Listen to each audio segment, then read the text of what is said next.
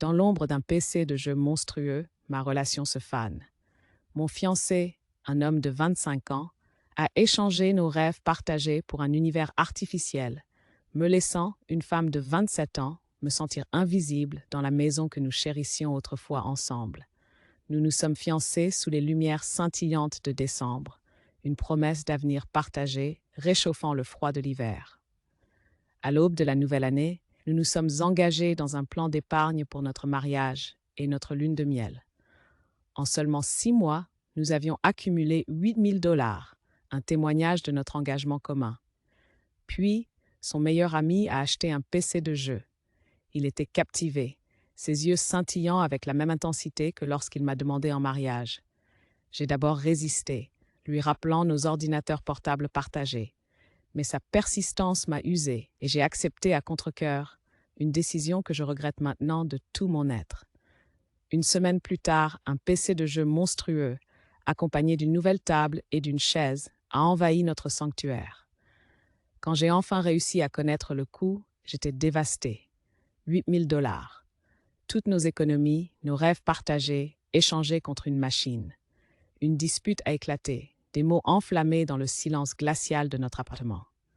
Sa réponse désinvolte a été comme une gifle. Je vais tout regagner bientôt.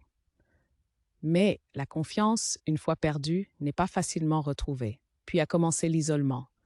2 semaines de solitude, réduite à une simple servante dans ma propre maison. Sa chaise de jeu était son trône, et j'étais simplement la servante livrant nourriture et eau à sa demande. Nos rituels partagés de regarder la télévision, de dormir ensemble, et même nos salutations matinales ont été remplacés par le bourdonnement constant du PC de jeu. Son horaire de sommeil a changé, me laissant seule le jour et lui seul la nuit. Je vivais avec un fantôme. Les tâches ménagères s'accumulaient. Une manifestation physique de sa négligence. Il avait cessé de prendre soin de lui-même aussi, se brossant à peine les dents ou se baignant. Plus inquiétant encore, il a abandonné son travail, son téléphone intact, ses emails non lus. La menace inquiétante de la perte d'emploi planait sur nous. Désespérée, je me suis confiée à mes parents, leur silence résonnant avec mon impuissance. J'envisage de contacter ses parents, espérant qu'ils pourraient le ramener du bord du gouffre. Je fantasme de détruire le PC, nous libérant de son emprise tyrannique. Je suis ouverte à toute suggestion, car je suis à bout de nerfs. En essence, mon fiancé autrefois aimant a dilapidé nos fonds de mariage sur un PC de jeu et vit maintenant sous son emprise, me laissant me sentir comme un fantôme invisible dans ma propre maison.